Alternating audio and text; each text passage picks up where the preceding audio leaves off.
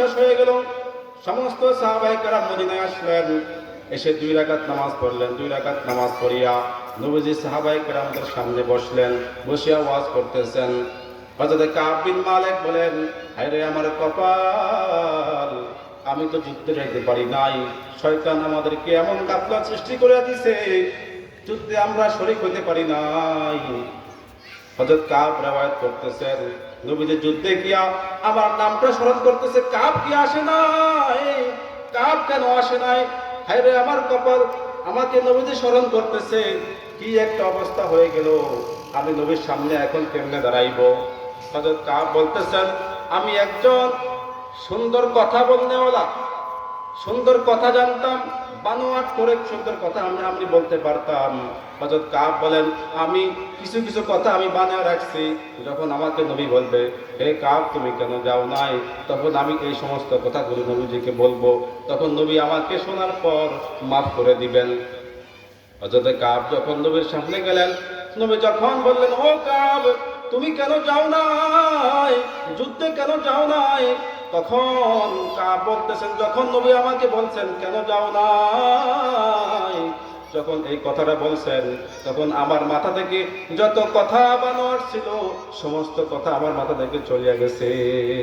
তখন আমি সত্য কথা বলিয়া দিছি, ওগো রাসূল, গাফলতের কারণে আমি যাইতে পারি নাই, শয়তান আমাকে এমন গাফলত দিছে, আমি বলছি আজকে যাব, কালকে যাব, পরশু যাব, এরকম বলতে বলতে আর যাওয়া হয় নাই।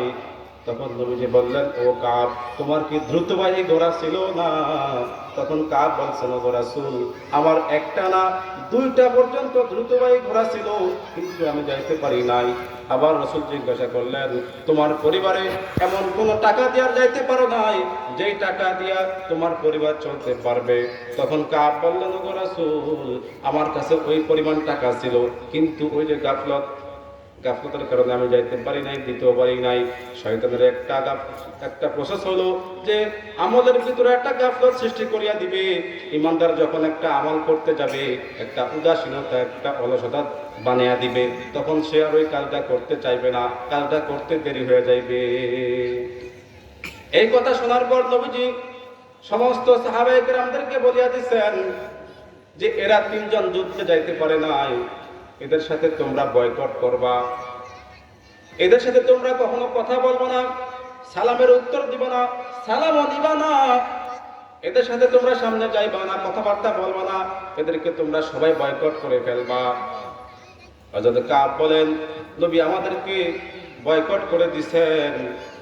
আমার সাথে 2 জন সাহাবী ছিলেন, তারা বাড়িতে আসিয়া সেজদায় পড়িয়া কান্নাকাটি করেন, ওগো মালিক, আপনি আমাদেরকে মাফ করিয়া দেন।